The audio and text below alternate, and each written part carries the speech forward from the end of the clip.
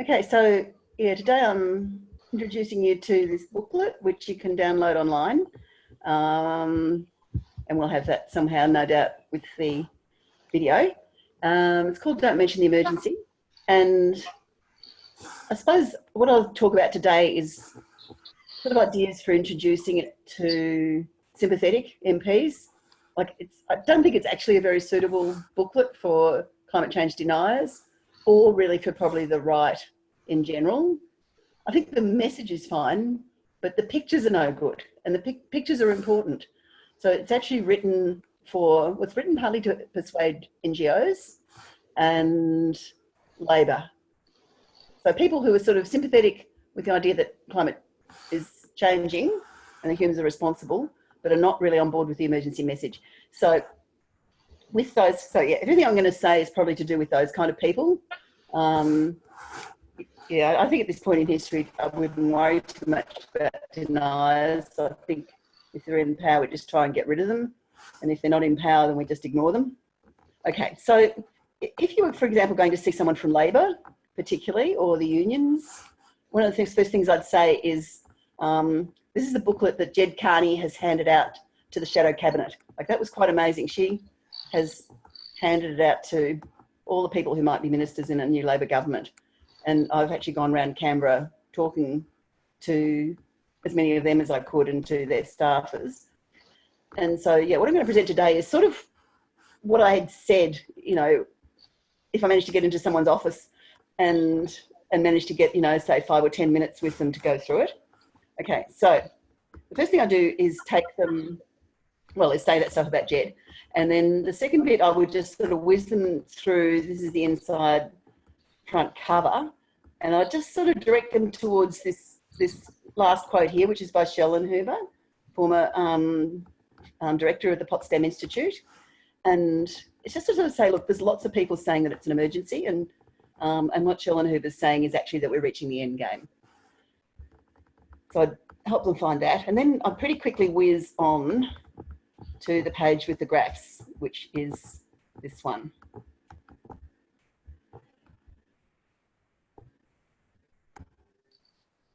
Again, this is, this is sort of with people who are really sort of sitting quietly and listening.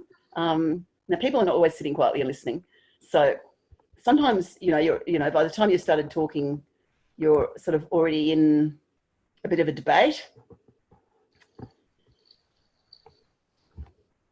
And I think sometimes the most important thing is actually to skip to later on and just, if the person's really in a conversation with you, I'd probably start the conversation just by saying, do you agree that the earth is already too hot? And we'll come to sort of that whole message in a minute.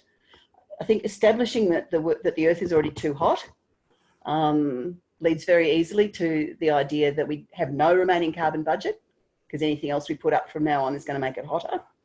And it also leads very easily into that we not only have to stop making it hotter, like we have to stop emissions, get to zero, but also we actually have to sort of really start thinking about drawdown, because the only way we're going to make it cooler is by taking some of those heat trapping gases out of the atmosphere. So I think with some people you actually start there, like with that really simple, concrete sort of idea. With people who are sort of solidly on board with all that, I start with this graph. Now, this graph is sort of hard, but what I say about it is that, for a long time scientists have been saying, that, and the climate groups have been repeating that we must stay below 2 degrees, otherwise it's going to be dangerous. Now, this is a graph from Ramanathan and others, 2017.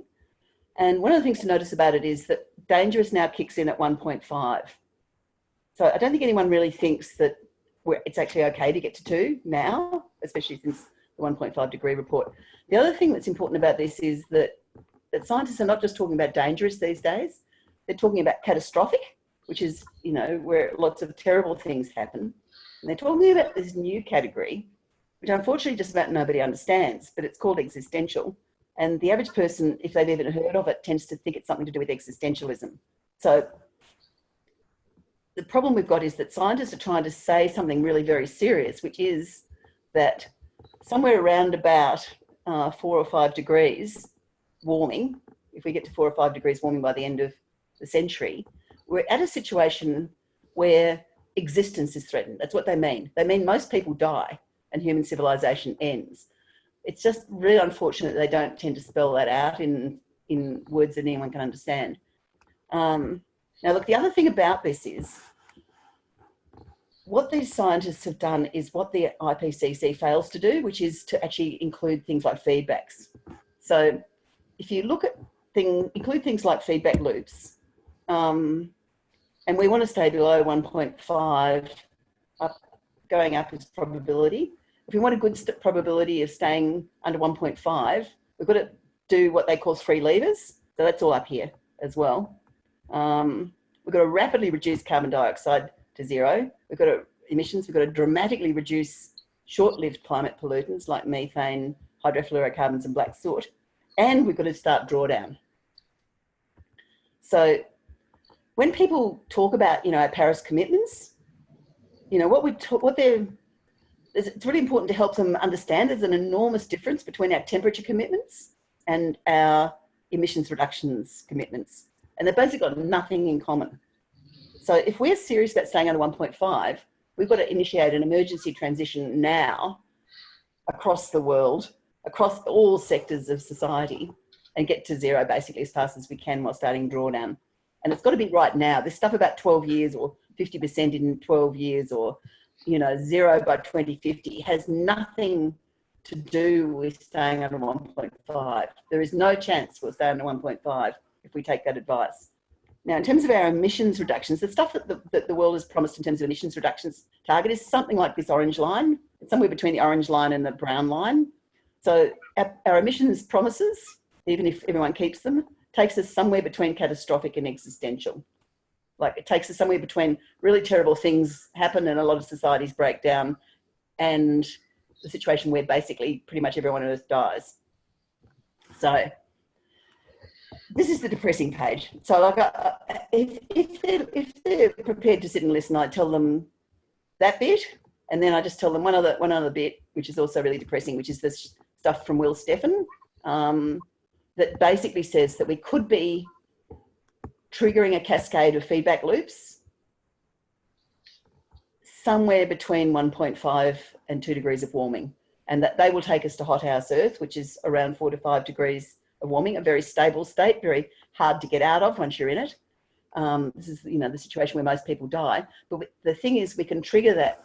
Well, we don't know where. That's the thing. We don't know exactly where. It could be as low as 1.5, hopefully not, but it could be below 2. So this is my attempt to basically just convince anyone who's listening patiently that it really is an emergency. Like, this is not alarmist talk, that unless we get going, it actually is going to be too late. So all the rest of it is basically how to talk about that in a way that brings the public along. Because as we know, the message is not reaching the public. Not anything like that. I was just watching the 7:30 report, trying, I think, to be quite sort of sympathetic and trying to sort of, say, oh, scientists really, they all agree now climate change is happening. But they're not saying we're facing an emergency and only the strongest possible emergency action can save us now. And they're not saying unless we take that, we're headed for 4 or 5 degrees of warming and an irreversible pathway towards most people on Earth dying. So leaders must lead. Okay. Now, one of the things that holds us back from even saying that it's an emergency is this idea that fear doesn't work. And this is really what prompted me to write the booklet. I don't know if you saw David Wallace Wells. He wrote a thing called The Uninhabitable Earth, and it was in the New Yorker. And it was really it was putting together, he talked to, I think, 12 or 20, a whole lot of scientists. And he put together a sort of quite graphic description of what they were saying about the worst case scenarios. And he wrote about it in very ordinary, sort of compelling language. And the very next day, there was a very famous scientist criticising him and quite a number of other people. And it was partly because he had got one thing wrong. That was right, that was true. There were others that, people debated, but I think that on the whole, he had really strong sources for all of his statements. But the main thing was people were saying fear doesn't work. And this has been reported and bandied around in the climate movement for years. There's actually psychology references on the IPCC reading list that are pushing this line that fear doesn't work. And scientists really believe it. I was at the Negative Emissions Conference in Canberra, and they had actually brought someone out from the Potsdam Institute, a sort of psychology person, who was literally telling them, don't tell people the truth. It's too frightening. You mustn't tell them because fear doesn't work. So, but that, in fact, that's just not true. Like, this is, you know, boiled down. Of course fear works. Like, that's why anti-smoking campaigns use it, where AIDS awareness campaigns, speeding, seatbelts, every public health campaign you can think of uses the same formula, which is describe the threat and tell you what you can do about it. There's not even research on how to do emergency messaging for like natural disasters, because no one ever uses any kind of form other than fire is approaching, evacuate now, the river is rising, move to high ground, the tsunami is coming, move to high ground. Like, there is no other form that an emergency message ever takes. And whereas I think, you know, you could make an argument for a form of messaging for climate, when people really thought that gradual action would work, I think now that it's widely recognised as an emergency, you just obviously use that format, which is threat, action. So, and yeah, fear works really fine, but anger works even better in terms of motivating people. You've got to get people off the couch and doing something. Public health can't use anger, but we certainly can. And look, yeah, another thing is just, like, this is a nice little quote, but basically, at this point, like, it would be nice to have hope, but we're in a very difficult situation. What we need even more than hope is actually courage. Okay, now this is just some more psychology. When I've got a politician, I'm not sort of saying any more about this really, except to say that there is a bit of a convention or a belief, again, that you mustn't talk about human security for fear of making people right-wing. But in fact, some of the things that give us an insight into where things are going are the conflicts and mass migrations that are already happening over food and water shortages. So I think it's actually very important to tell people about those. Okay, so one of the things we know is that we need to repeat the message. And that's why we really want people to say climate emergency. Yeah, as David Fenton says, the brain only absorbs messages that are simple and are repeated. And the other thing that's really important is unconscious averaging, that we just naturally assume that the truth's in the middle. So if you start with a weak message and then your opponent counters with a strong negative message, people will assume that the truth is somewhere in the middle. Okay, so if we're going to use that formula, threat and action, this is the bit I was talking about before. I think it's a waste of time to talk about 1.5 degrees, 2 degrees, all that stuff, even though I did a bit, because people have no idea what it means. Like, it doesn't sound very bad. So you start with the earth is too hot. You talk about people suffering as well as the natural world. You talk about the risk of the collapse of human civilization, and there's some quotes in there from that. And you talk about tipping points, because that is the main reason that we have to act just right now. We're doing damage that we can't reverse. We're slowing down the ocean currents. If we stop them, it'll be disaster. But even the amount we've slowed them down now, we have no idea how to reverse that. So that's the threat. Now we've got to talk about solutions. And look, there's solutions that everyone talks about, like renewable energy. The thing we were trying to persuade the politicians of is that in some ways the most inspiring and the most important part of the solution is not all those practicalities. It's actually a psychological shift into emergency mode. And the example I use is just, you know, if you're sitting around the table at home, having a chat about, you know, who's taking the kids to football and, you know, who's paying the electricity bill and, you know, who you ran into at the supermarket, and then the stove catches fire. Suddenly everything else is put aside until the fire is out. And that's the mentality we need about climate. We don't need to be arguing about this and worrying about that and trying to prioritise it against this and that. Unless we do this, nothing else is going to matter. So the first thing we need is the shift into emergency mindset. And that's why declaring a climate emergency is useful, because it's like a marker of, right, from now on, everything's different. From now on, everything we do is in the context of trying to get this problem fixed. So look, another thing that's not talked about enough is the scale of this. I mean, there's some nice quotes from the IPCC 1.5 where they say action of unprecedented scale and speed. I mean, the Americans talk about, you know, World War II scale mobilisation. I don't think it works that well in Australia. But what we've been using is this one, a scale and speed of change never before seen in peacetime. That seems to work fine. It sort of means the same thing, but it just brings up different images. Okay, so then this is the bit that we talk about all the time, that, you know, we need to transition to zero emissions carbon, zero carbon emissions, and as close to possible of all the others. So I didn't spend a lot of time in the booklet on that, because that's the bit that everyone talks about and everyone knows about.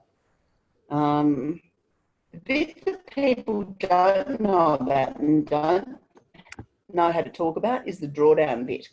In fact, a lot of people don't even know what drawdown is. Sometimes people call it negative emissions, but, you know, again, it's not really a term that people understand.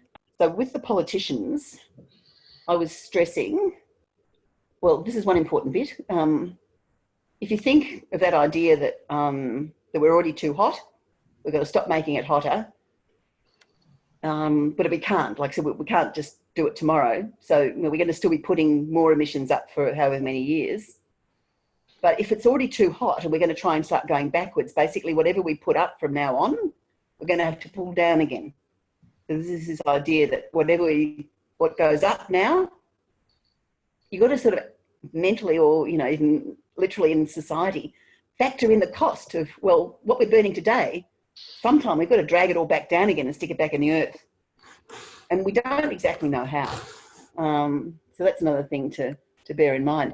Part of the way that that the IPCC gets, you know, really improbable things like the idea we've got a remaining carbon budget is basically by factoring in a whole lot of bioenergy carbon capture and storage in the second half of the century. It's all based on the idea that we are crossing our fingers and hoping we haven't passed any tipping points by then, and also crossing our fingers and hoping this BECS thing will work, which mostly people think probably it won't. Sorry, I've got things going off here. So this is a great quote, and if I've got a politician who's, you know, listening still at this point, this is a great quote from Kevin Anderson at the Tyndall Centre. So that's in England, sort of, you know, the equivalent of the Potsdam Institute.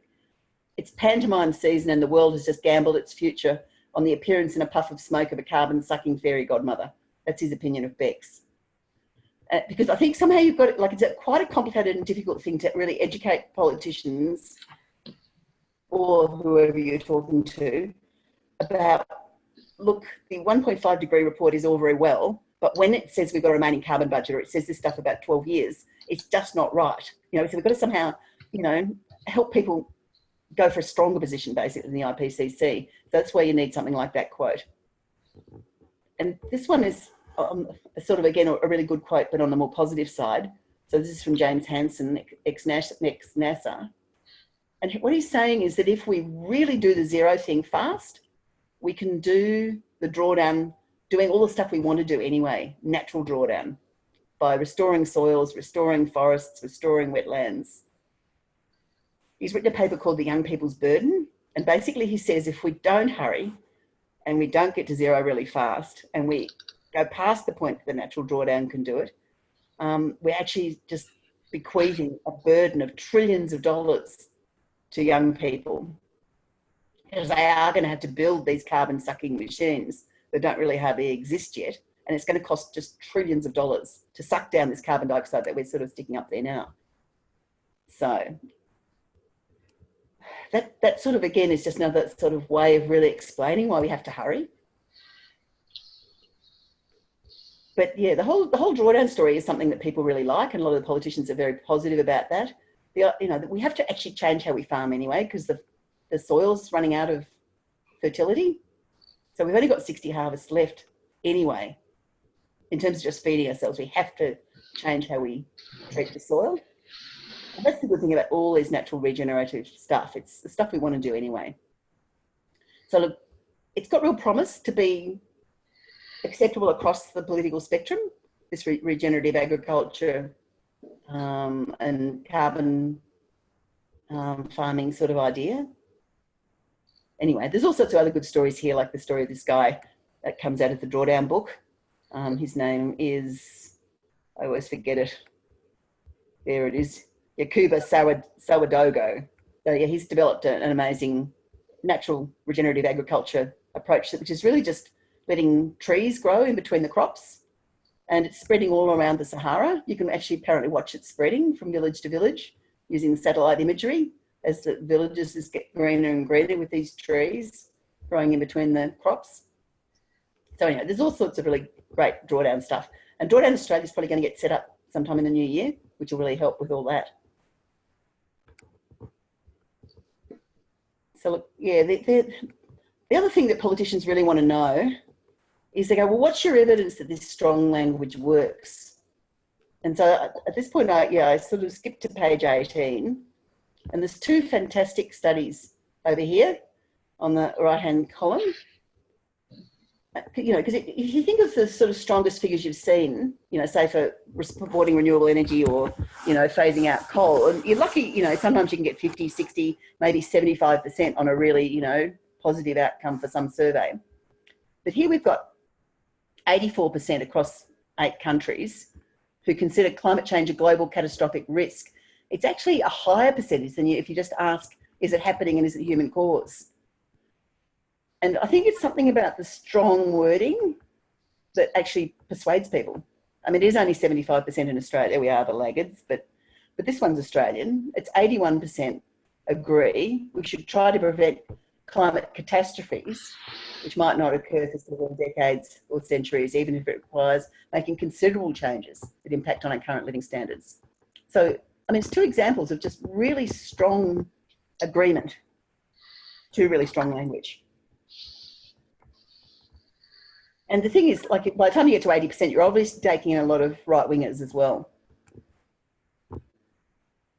Okay, and that's pretty much, I think, the only other thing that I say sometimes to people, like the school kids got hold of this, and one of the kids who was leading the school kids strike wrote this just tragic blog. I felt so bad.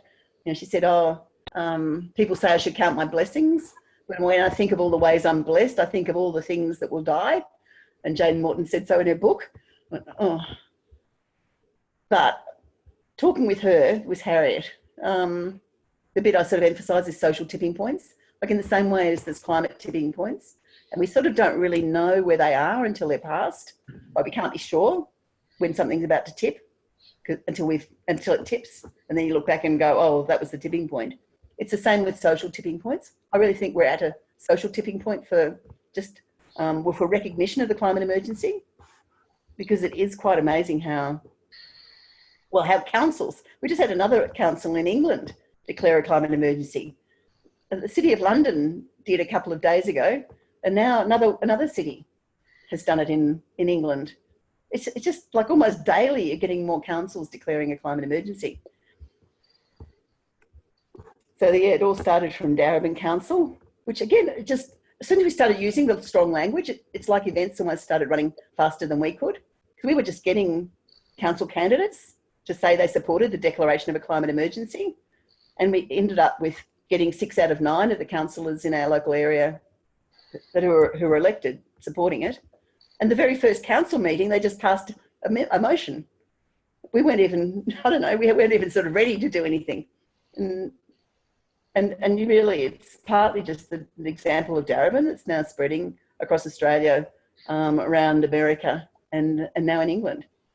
Another great story, which I tell Labor people particularly, and it's sort of about the strong language as well, is that there's a group called the Climate Mobilisation in America, and they started campaigning on just trying to get people to declare, to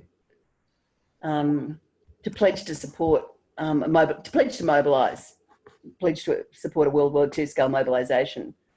But like, within months of them setting up, they had attracted the support of one of the big donors to Bernie Sanders. And they got right inside the Bernie Sanders campaign and persuaded him to take on some really strong messaging, including the World War II scale mobilisation. It's a thing that his supporters are now calling the Green New Deal. But yeah, as part of the deal, when he lost to Hillary and they were trying to get his supporters to sort of come in behind Hillary, he got this, this very strong wording written into the Democrats' platform about a World War II type national mobilisation to save civilization from catastrophic consequences. So look, anyway, there's really quite a number of examples now about the way that using strong language really gets people on board. And the other thing, of course, that's unfolding now is the Extinction Rebellion. I mean, when I was writing this, I was thinking, how do you explain this thing about everyone dies in a way that's inspiring? But I think Extinction Rebellion is the solution. It's got the idea of extinction. It's got, sometimes they say rebel for life. Okay, so the other thing I just say to politicians is, if you've only got time for 2 pages, read these 2. So there's one page on what not to say, which includes climate change. It was actually suggested by one of our opponents because people take it less seriously and are less likely to act than if you call it global warming. So that's all the don't says. This is the do says, which we've just gone through. And this is just all how to get active and don't bother with that. And that's the key references. There's 8 pages of references you can download. Oh, here they are. Yeah, on the online version, all the end notes.